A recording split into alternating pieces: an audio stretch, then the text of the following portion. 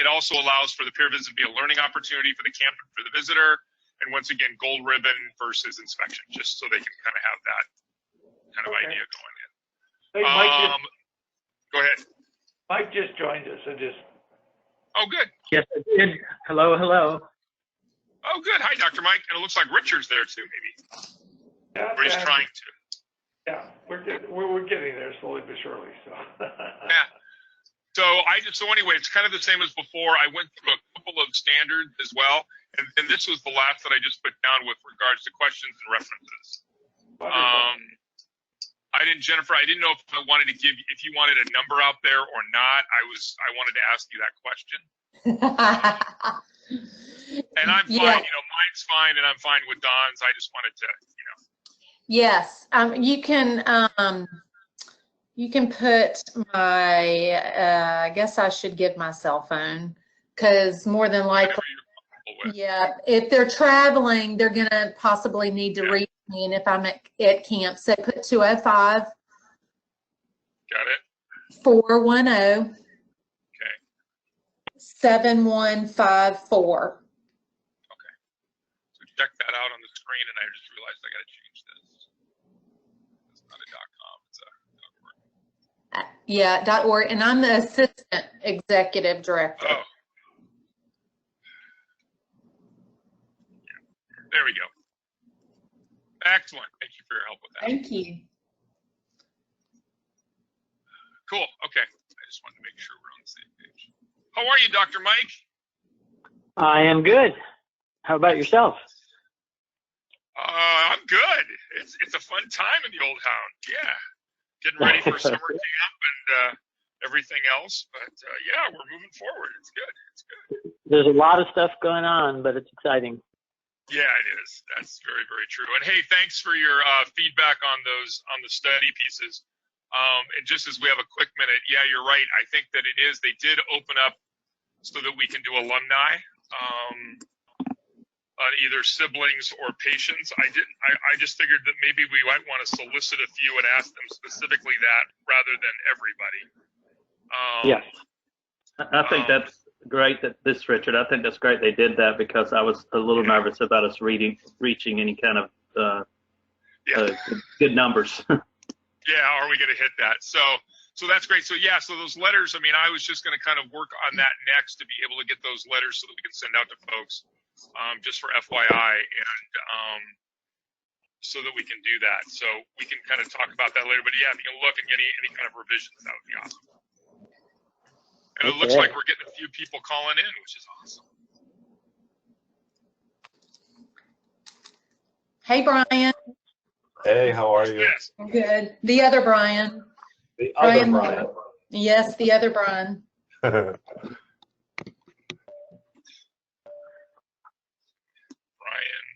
Richard. Yeah, this is Patty's on the call. Jennifer, I answered your note. I can't go that week. I could go the Thursday and Friday before. Okay. If that's not going to work, maybe I should just wait and listen to the tape of the call in case it's not going to. Okay. Yeah, and this call will be mostly, I think, probably orientation rather than some specifics. Mm-hmm. I'm leaving that to Jennifer's able hands. She may not want to. Yeah, I will, Patty, I'll get back to you about that. Thank you for telling me that. Okay. So I guess in light of the folks that we have here, and I'm not seeing that we have any, well, anyway, let me just kind of continue on. There might be some, I guess what I want to say is thank you for being here, number one. And number two is that we might have some people popping in and joining along the way. So once again, if we can just be the wonderful welcoming crew that we can, and try to acknowledge them as they pop in, and I may not. So Jennifer and Don are on the call as well. If they can just be aware of that, that would be great. For this call, there is a slide deck for those of you that are able to see. Some of you may not. If you are not, we will actually send the slide deck to you so that you can kind of review that and see that.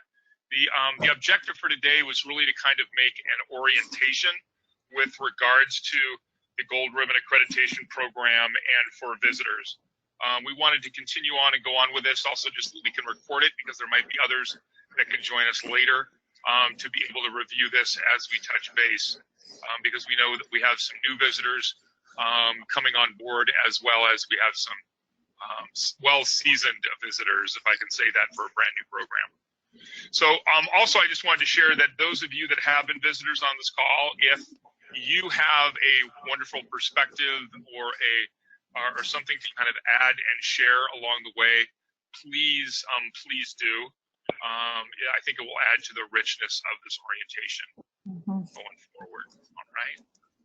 So with that, I guess I'll just kind of process through a couple of the beginning kind of slides and we'll kind of work through.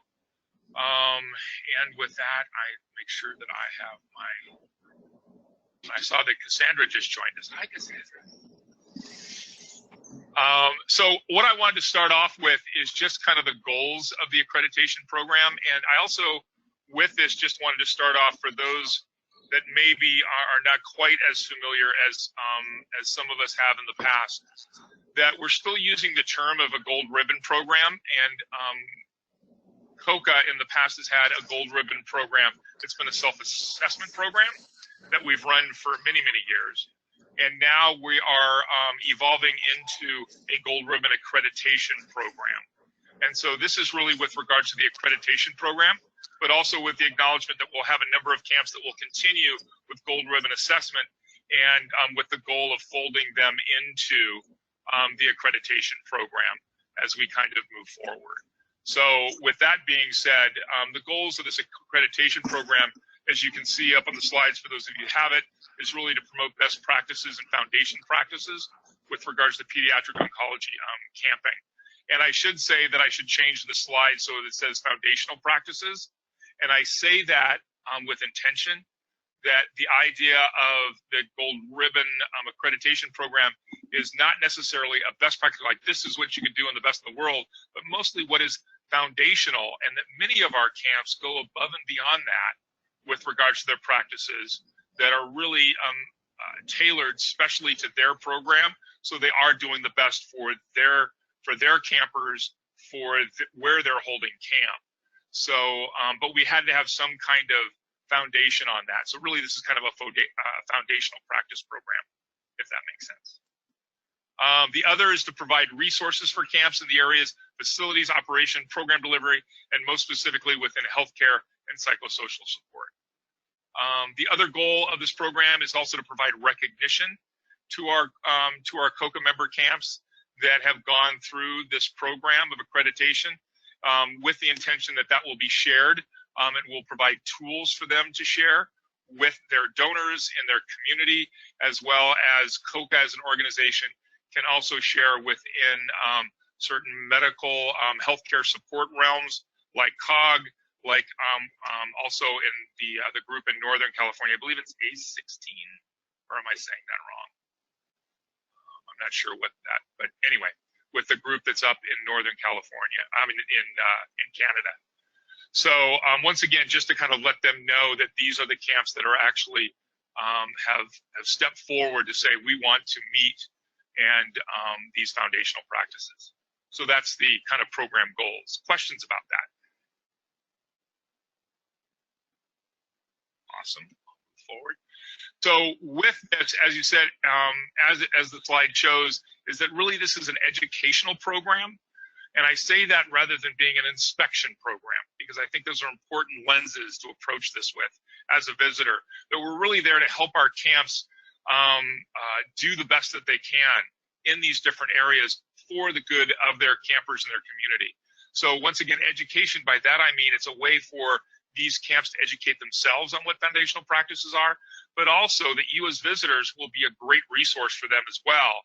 Not only maybe on the issues that have to do with the specific standards, but also just with regards to camp operation. So know that as going in as a visitor, that you can definitely share your experience, because many of you will have more experience and maybe deeper experience in certain areas than our camps do. And I think you'll find maybe as visitors that our camps also have great experience And that's one of the great things about being a visitor is you get to learn things as you go through. So it's education both ways. The other piece is that COCA, with regards to Gold Ribbon, is that these really identify what are considered vital practices, these standards, and that these vital practices need to be specific to their setting and population. And by that, I mean that each one of these standards have been reviewed by a committee. It will continually reviewed to make sure that they're kind of up to common practice or into and relevant. But really, I think that the key to this is that we're asking our camps to take those standards and to really customize them where possible, specific to their setting and population, their population. And that's where it's kind of the art of camping and the art of these standards. We'll talk about that a little bit more, but I think it's also an important thing to know that with these standards, it's not a how-to, but instead it's do you have, and is it specific to your population, your specific area. Lastly is that they are documented and delivered. That is with these standards, and that's where you as visitors come into play. We want to make sure that there's documentation of policy and practice, and we also want to make sure that besides just documenting that also when we visit those camps, that we're seeing those documented policies and procedures in practice. And that means, and what that is key to the term of being an accreditation program. That because we're actually verifying that with your help as a visitor, an outside individual coming into that camp to make sure that that they're following those. Any questions about that? Great. So what are the standards? So the standards really are an identification of areas of practice, policy, and implementation for our oncology camps. And they're considered the ones that are necessary in order to have a safe program. And once again, with accreditation is the whole piece is that they are verified by an objective third-party observation process, hence the visitors. One note with regards to that is that we also did want to share that the Gold Ribbon standards are written with the context of being for overnight camp programs and for day camp programs. We know that many of our member camps do a lot of other services. They might have single-day events. They might have community events or hospital programs, for instance. And at this time, gold standards are not written with the intent of those programs, but really just on the overnight camping programs and day camp programs. Now, overnight programs would also be considered youth as well as family camp. Those happen. Great. What our accreditation standards are not, as I mentioned before, it's not a collection of how-to documents. Hey, here's how you do this policy, or this is how you should write this policy for your camp. It's not intended to be that. It's more of a question to ask of, do you have a policy or do you have a practice with regards to this subject? The reason is that really we want to make sure that the practice or the policy is specific, as I mentioned before, to that population and to that location of where that camp is.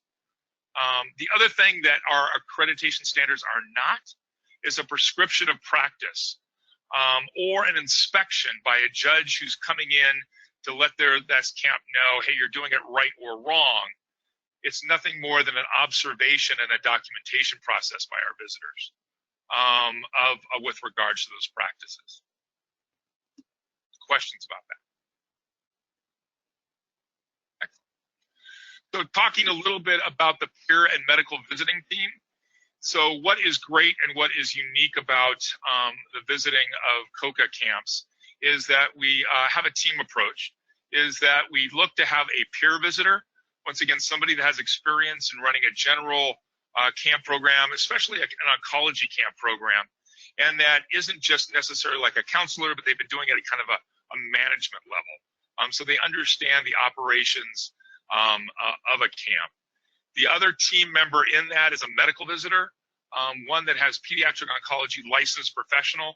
Once again, RN, MP, MD, PA, those kinds of things, those kinds of credentials. And as well that they also have experience in oncology camping.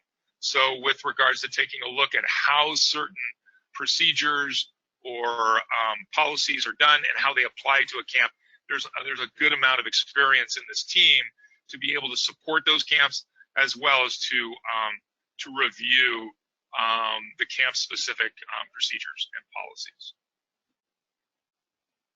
The other piece with regard to this medical and peer visiting team really has to do with approach and attitude. Is we really want to make sure, and working with our visiting teams, that they really approach this process knowing that, number one, is this is a volunteer process for our COCA camps.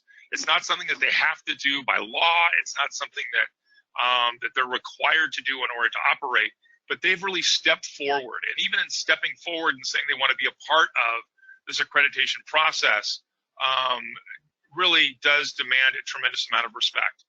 It's a lot of work to put this together and to open up your camp to others and third parties to come in. So I think in making sure that our peer and visitor team appreciate that they're being open with us and bring it forward is definitely something we should recognize. The other piece is knowing that each camp really does has unique ways in delivering their programs. I might run my program in a certain way, but as a visitor, when I walk in, there might be different ways that they might do that, either in tradition or in how they deliver their program.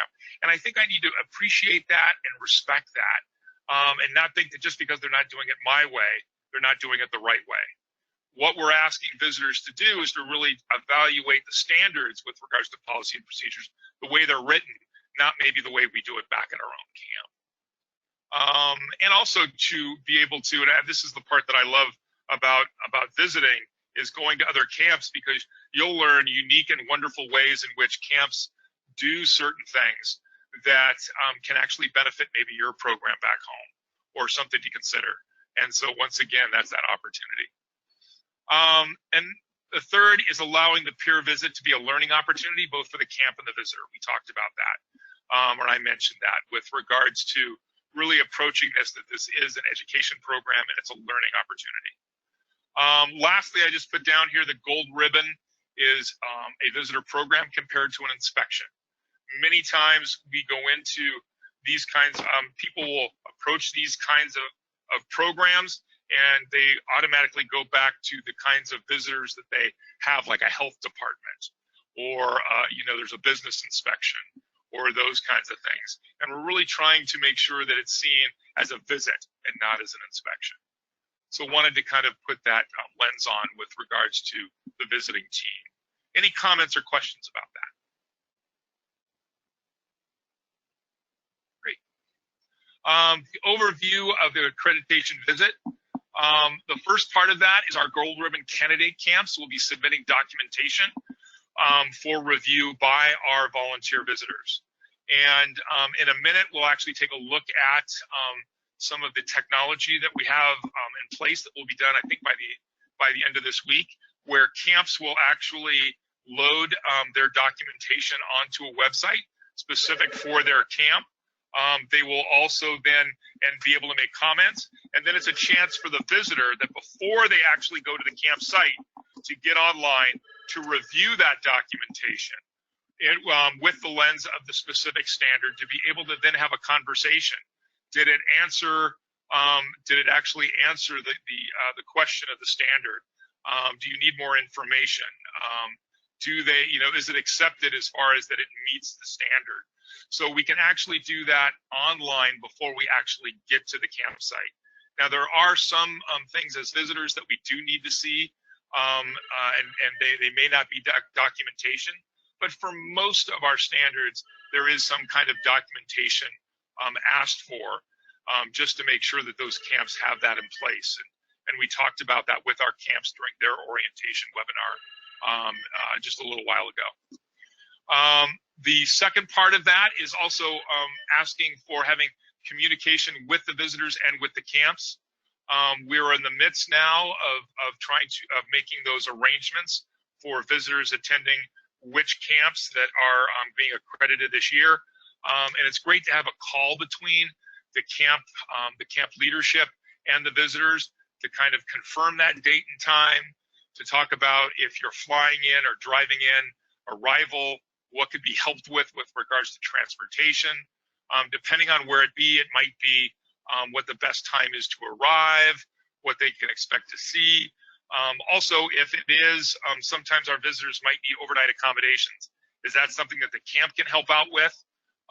Or if that's too much, then once again, that's something that we can arrange for outside. But working out some of those details is important to do before the visit actually takes place.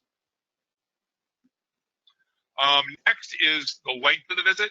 And this will really depend on the camp, but typically we say it's about 3 to 4 hours. And so budgeting that time in their day, and also to be able to see most of their activities going on, is really helpful for the visit, so that as a visitor, you can see a good breadth of what they do and how they actually deliver their program based on the standards. With a visit, it usually includes a camp tour, taking a look at the facilities, taking a look at a range of the activities, taking a look at how they deal with medications and they distribute those kinds of things are something that you want to make sure that you see. And once again, with the idea of witnessing these policies and procedures in action as they're delivered to the camp program.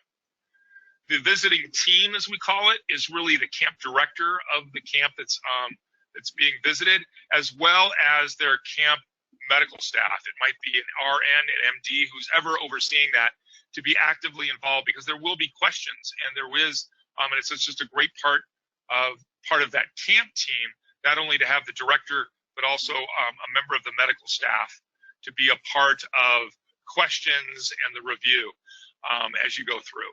And then, of course, then there's also the COCA volunteer camp professional and the COCA oncology medical professional. It's a part of that. With that also is to leave time just so there's discussion on relevant comments. If you see something as a visitor that you have further questions on. Also, I'm sure that there might be opportunities for camp directors then to ask questions or ask your suggestions, and just to kind of have that educational opportunity as a part of that visit within that 3 to 4 hour scope, depending on the camp. After the visit, one of the things we're going to ask you as visitors to do is to prepare a report of the visit. We will actually supply you, we will have the documentation we will have actually online and we can do reports with regards to their documentation with regards to the standards, but also to have a short summary of comments from the visitor with regards to their observations from the day of the visit. So that will be prepared by the visitors. Now, once again, this is also something to be really clear, is because we're not asking you to make judgment. We're not going to ask you to say, did they pass or did they not? We're just asking you for a summary of your visit. What did they do well? What were things that maybe were questioned? Those kinds of things. Because those reports are then going to be reviewed by the Gold Ribbon Committee when we meet in the fall. So there's a committee of volunteers. As a matter of fact, many of you on this call are a part of that committee, where we will actually take time to review those summary reports of the visit. If there's points of clarification that are needed, either by a visitor or by the camp, that the committee can ask those, because it's going to be the committee that's going to, at the end of that process, is to prepare a recommendation of those camps to receive accreditation, and that recommendation goes before the COCA Board of Directors. So the process is, once again, the committee is the one that makes the recommendation to the board. So we don't want visitors, and we've shared this with the camps, that we don't want them to think that, hey, after this visit, you know, that the visitor is going to turn around and say, yep, you're in, or no, you're not. That's not your job. Your job is to be a visitor, and to document. And it really is the committee and the COCA board that will make those determinations. After the visit, the other thing that could be expected is that the camp will be contacted with regards to their accreditation status. And then afterwards also that the COCA will work with those accredited camps for recognition at annual conferences, publications, you know, as we said, communicating to different important groups that are national groups, to let them know that these are the camps that are meeting foundational practices for an oncology camp. So all that will happen afterwards in the fall. Questions about that? Comments? Just real quick, Brian. So is there a guide or a template for the report that we're supposed to crank out? Yes, and we will supply that for you so that if you're there, and when you are there and you're going through a camp, there will be a paperwork that you can do with regards to taking notes, but then afterwards for that report, we will supply that with you as well. Okay, thanks. Just a quick overview of the standards. I know we have those up online, but we will also send all of you along with a copy of this orientation slideshow, a copy of the current standards. For those of you that have been on this journey with us, it's the standards that are actually dated for November 2017. They've been updated as recently as that. Those are the ones that we're going to be working at. It would probably be helpful to kind of get a little lay of the land of the standards if they are new to you. The standards are actually divided into sections of definitions. What is a counselor? What is a staff person? You know, does a staff person include just the counselors, or does also maybe those that work in the kitchen and in maintenance? What are all these different terms that we use within the standards? Also, what a day camp is, what a residential overnight camp is, all these kinds of things. And these are available to the camps as well to you as visitors. So if there's ever a question of really what does that mean, one of the first places to look is on the definition page. Then there are categories of standards. We have general, clinic affiliation, administration, staffing, healthcare, and psychosocial support. So, and each one of those are also numbered differently to kind of help the flow of standards as we have questions later on or as we move through those. The other thing about the standards and the way that they're written is besides just the question of the standard, there is also always and I believe always, and I think that's true, and I'm saying that with some confidence, but you can hear my hesitation. There might just be one, but I think that all of them, or most of them, I should say, have an intent statement. And an intent statement really is a little bit more description about what really is the thought behind the standard and what are also some of the areas with regards to writing a policy or a procedure, having a practice that the camp should consider when doing that. So that's a great place also for visitors to look at when they're looking at documentation is did they meet most of these areas? And once again, all those areas in the intent may not apply to a camp, but for those that do apply, have those been covered and do their policy and procedures meet that intent statement. The other notation on each standard is what a compliance looks like. Once again, for about 90% of the standards, there's a request for written documentation. You can see the icon on the screen. It's also on the standards, and that's an indicator for the camps as well as for you as a visitor that there should be some documentation associated with this standard that could be provided ahead of time. There are a few standards that do not require documentation. Now, a camp may choose to, but it's not required.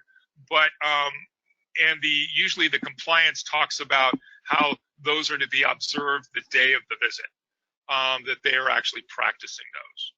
So once again, just kind of a clue in as you go through standards to take a look at what is required, so that you can ask questions about those different marks about the policy, or to make sure to visit that on the day of the visit. For a sample, here is the first standard as a part of Gold Ribbon accreditation. This talks about whether or not the camp is accredited by a recognized camp association or meets best practices established by a governmental body that's responsible for the oversight of the camp program operations.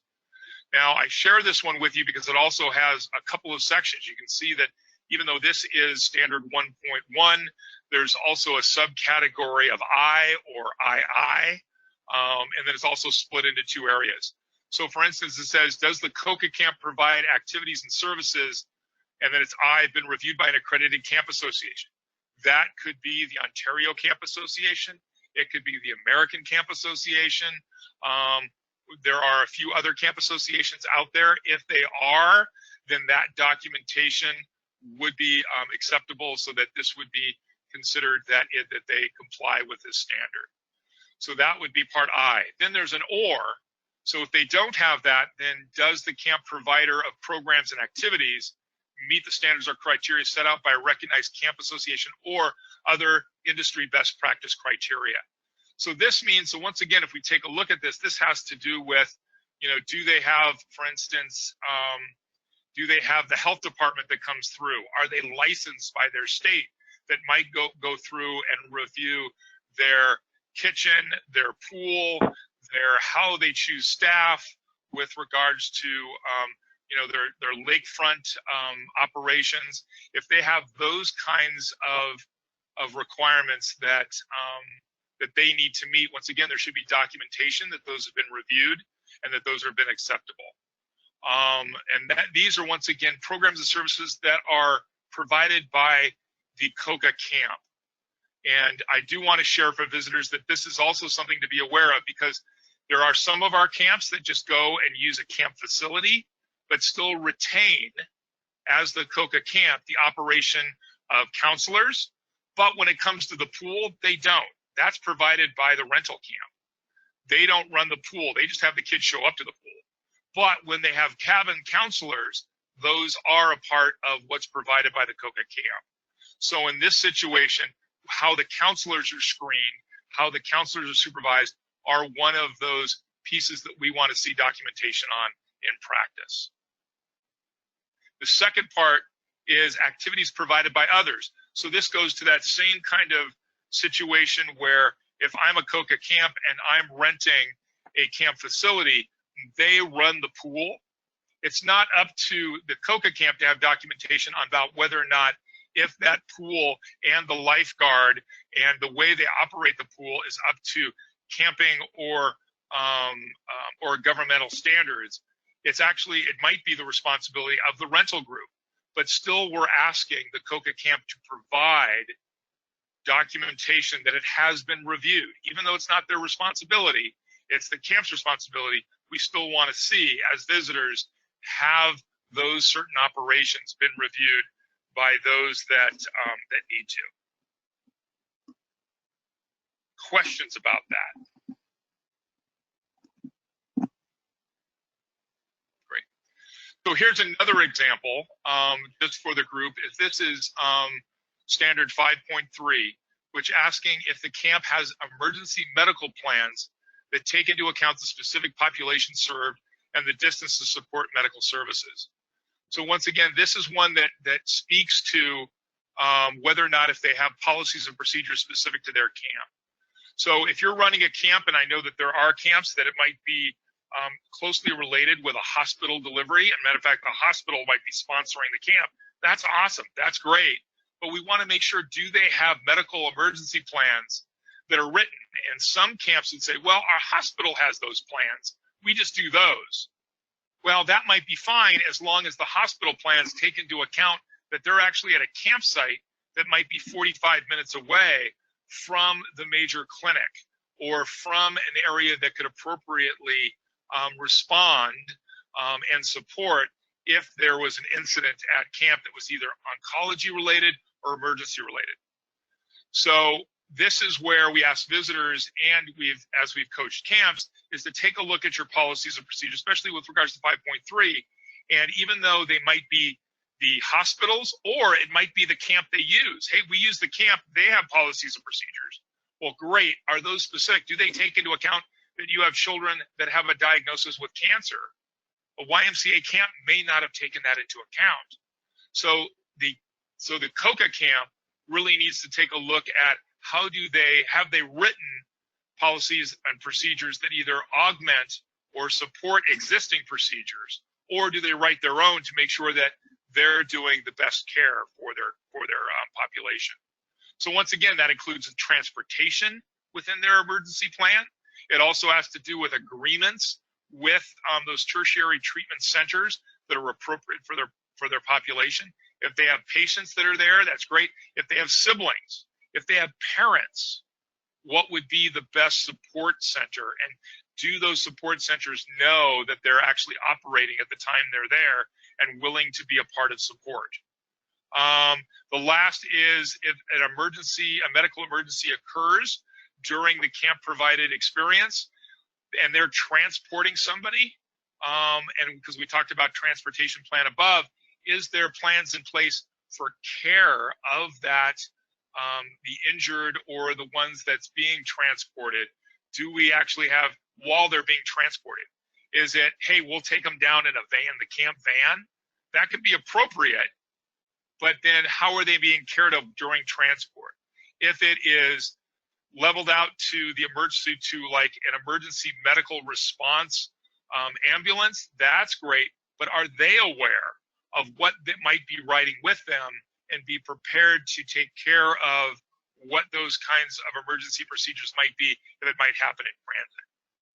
So these are some of the things that we just asked to be a part of their emergency medical plan that's specific to their operation. Comments about that, questions about that? So here's one last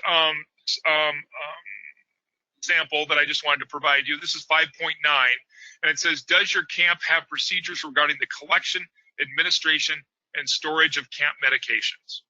So once again, the part of this that I wanted you to look at, and this is why I just have up on the slide, I just have just the standard, because this kind of goes down to sections.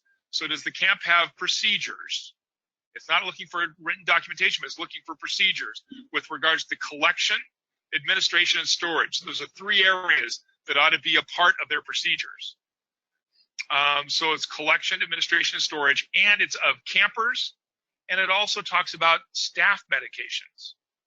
So sometimes in our programs, we're always thinking about our campers, which we should, but we also know that we have a responsibility to those that are staff, to those that are being a part of our program and supporting those campers. So this talks about, once again, those three areas, and then also three different populations. So if we take a look at the intent of this, you can see how the intent policy of this, the intent context of this standard is pretty in depth. So it talks about when and how and whom collect medications, how medications are secured from being mistaken for youth programs, for family programs. It gives some kind of examples of what might need to be thought of, how a camp meets their governmental or their local treatment facility standards with regards to controlled substances or other medications. What system do they have in place to ensure for accuracy of medical distribution? And camps do this in all different ways, and that's okay, but what is their procedure in place? And then how does the camp handle adult and staff medications? And this is where some camps kind of say, well, hey, we're just worried about the kids, but actually we do need to, and we do have responsibility with regards to our staff or with regards to parents and other adults in how we handle their medications. So once again, this is where intent can be really, really helpful to kind of illustrate what's really the ideas of what should be included with regards to procedures and or policies. And then you'll see the compliance for this standard talks about how the director and or the medical staff have an explanation for camper and staff medication collections and all those. So it doesn't necessarily have to be documented, but it could be documented as well. But we really want to make sure that we're observing how that's done. And so with that observing, that's where it could be really, really great for a visitor just to go up and say, hey, so tell me how you collect medications. And they could go through and they could explain that process. And if they didn't mention adults, you can say, so how do you do that for your staff? Or how do you do that for parents during family camp? Is a way that you can ask a clarifying question to, once again, help get that information from them to see about, number one is to educate them, but also to inquire to see whether or not if they're meeting the standard the way it's written. Once again, you can also observe how they're being administered. You can ask to observe how they're being stored. So this is one that, once again, you can take a look and see, are they being stored in a way that protects from misuse from someone else in camp? Even if they're sharing a cabin with a camper, sharing cabin with another staff member, if they're sharing that with another family. So once again, these are where an opportunity for a visitor to ask those clarifying questions. Comments about that? Great. So the last slide right here is just basically seeing if there are any questions, but also giving you resource. So as you go through this process with COCA and help support us in visiting camps, we do have people, whether or not if you're reviewing documentation, whether or not if you're just getting familiar with standards and preparation, or if it's even during a visit. If you need help and if you need support, here are some names. So I'm available down there. My number is there as well, my email. Also, our Executive Director, Don Golden, and then our Assistant Executive Director, Jennifer. Her information is down there as well. And like I said, we will provide this to you, this slide deck, as well as we provide you with copies of the standards and with those report sheets and those that we'll give you shortly. So with that, comments or questions from this wonderful body?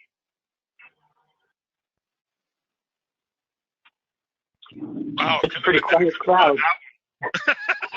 Couldn't have gone that well. I would just like to say, Brian, I think you did an excellent job.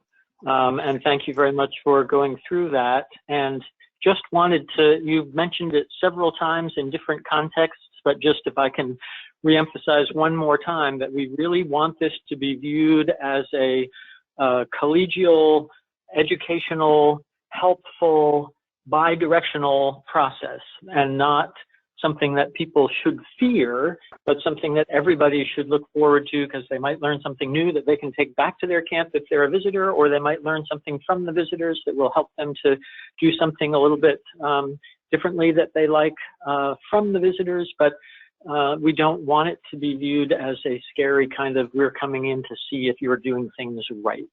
And that will help our camps to be more relaxed about the process and more excited to learn how we can all together do things better and keep our campers and their families safer. I totally agree. Well said. And with this, are there any other thoughts or comments? What I did want to do is give Dawn an opportunity to share with us on screen, and for those of you that are just on the phone, to listen on, and you can look at it later. But with regards to what I'm calling the documentation portal, I don't know, we haven't kind of come up with a cute name yet. So Dawn's going to switch screens here and allow you to kind of see what it will look like from a camp that's going to be uploading their documentation, and then what it will look like from a visitor perspective as you go through and review those. So my friend Don, I hand it over to you at this time. Oh, thanks, Brian. Great job as usual. We are working on putting this website up, is basically to make it a lot easier for the camps as well as the visitors to track all this information. And the other side to it is, once the information is collected, we can utilize it to generate reports for use by both the visitors as well as ultimately the Gold Ribbon Committee. Right now, we've got sort of a skeletal system in place. I think it's going to be functional. It should be actually up and ready to go probably by this Wednesday, by Friday at the very latest. So if you can see your screen right now, what we have here is the beginnings of what we're calling the camp dashboard. Now, this is meant to be used by the camps who are to be visited. This year, whether or not we can do this in this time frame, the intention is to ask the camps to upload the required documentation by a given date. And we're going to be shooting for some time around the 20th of May, so time is of the essence here. They will very shortly be getting a link to go to this dashboard, if you will. Now, every camp to be visited is going to have their own separate portal.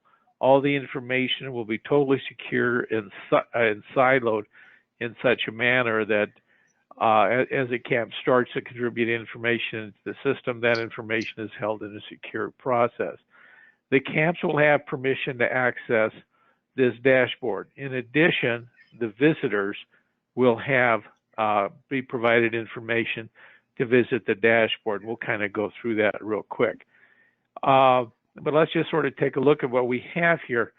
It is actually pretty simple in concept, and that is what you have here is a compilation of the individual standards that we currently have. If you notice here, we have a 1.1, which is camp accredited by a recognized camping association. What we do here, this is meant to specifically address those standards that require documentation.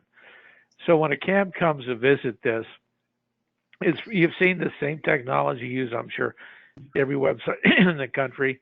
The camp can go ahead and responding to that particular standard, browse for a particular file, and then turn around and subsequently upload the file. Once that file is uploaded, instead of having a dialog box as shown here, there's a submitted policy will show up. So that's an indication that that policy has been uploaded and is ready to be reviewed. This same technology you have over here is you have a dialog box that is to be used by both the camps as well as the visitors. So those are meant to be sort of an ongoing dialogue when a camp wants to upload a policy, or but they want to make comments with respect to that policy, have questions with respect to that policy. We want them to put their comments there. When a visitor comes in to subsequently review a policy, if they have questions or comments about a particular camp's policy that they would like to have addressed, those comments should go into those boxes. Now, the way this is meant to work here is, if you'll notice, there's a save and a cancel button here. Third button is going to be added as well. There's a different function there. The save button is to allow a camp to start this process, start uploading their files. If they may have comments to make, they can make comments. If they click save, that saves everything. The third button, that is the invisible button right now, is a submit button. If that submit button is clicked, an email notification will be sent out to the assigned visitors, notifying them that activity has occurred on this particular camp's portal and that they should visit it to see what has been updated. So basically, it's a pretty simple in concept here, and it's repeated 13 different times as we page down through here. So that is fundamentally for the camps themselves. If you'll notice, there's a section over here that says reviewed by, reviewed, and accepted. Well, I will take you over to the visitors site. Basically, those fields are only the results of those fields only will show up once a review a policy has actually been reviewed or accepted. I'm going to bring up the administration dashboard, which is really, to a great extent, is going to be the dashboard that visitors will use. Okay, very similar in concept. Basically, you have the so as a visitor, we will provide you with access to a particular camp's portal in this administrative dashboard. And when you visit this, you will see the standard. You'll see that the camp submitted the policy. If you click on that, you can see the policy. The policy will come up into the browser. At that point in time, you have the option to click that indeed the policy is reviewed and or accepted. If it was reviewed and not accepted, we would want then at that point in time some comment to be put there so that a camp can be advised that the policy was accepted, or if it was not accepted, what kind of information you might be looking for. This is Don, if I could just I think that that's a really important point for the visitors, is that if there's something that's reviewed, but once again you still have questions, I go back to my comments and Dr. Mike's comments as well, is this is where the communication can happen by putting down those comments about what you're looking for, if it's a particular point or those kinds of things. You can definitely do it in this comment field, but you can also feel comfortable just to give them a call as well, and just to get some clarification. And once again, under the lens of that this is a collegial process to be able to help us all improve. Well, I couldn't agree more. This is more matter of documentation, but obviously the more direct way and probably the friendlier way of doing it is to pick up the phone and call. So as a visitor, this is what you will be primarily working with. Like I say, in concept, it's pretty simple and straightforward. Well, there's some real benefits to COCA as an organization as we begin to roll out these gold ribbon visits.